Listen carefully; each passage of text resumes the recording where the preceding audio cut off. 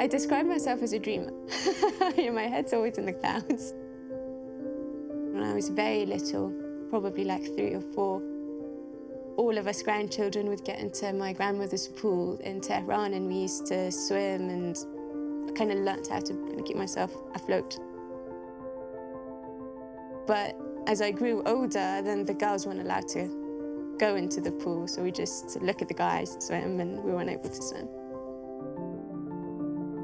To just think of being athletic, to think of competing, was not even an option to think of it for me as a child. And I really started swimming and running and cycling properly when I got to the UK and went to university. Since she was young, very little, all the time she was very adventurous. She's a very positive young woman. She makes her mind, she sets a goal, she goes for it, no matter what. My thought process was, don't live a life of regret. So if there's something that you want to do, give it a shot. Part of the reason I decided to represent Iran is because it became a way of sharing one of the blessings that I've had in life to a me that could have been if I were in Iran. For me, it started as a question of whether Iran would allow me to represent them.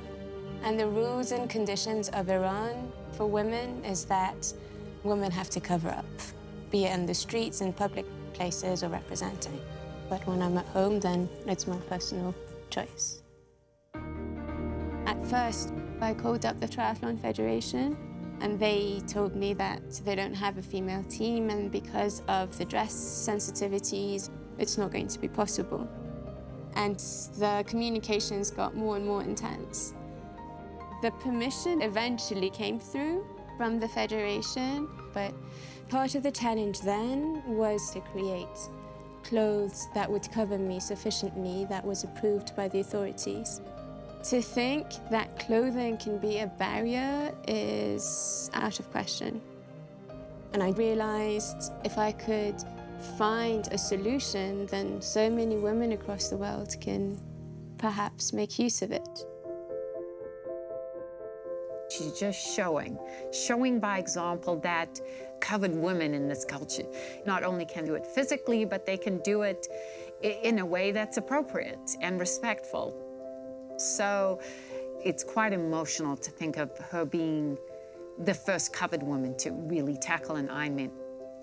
And we have talked about training, training, training. Don't forget about your training. You need to cross that finish line because everything else will flow from there.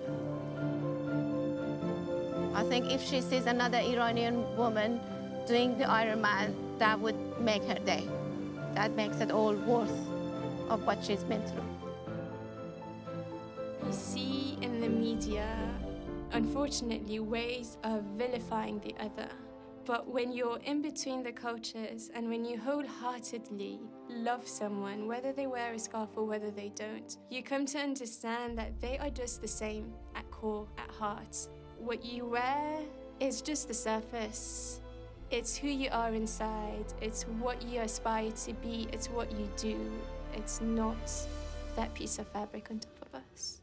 Dreamers being dreamers, I would love to think that anything is possible, and I would love to think that if you put your mind to it, you can do it. If I crossed the finish line, then I would have proved myself right, for now.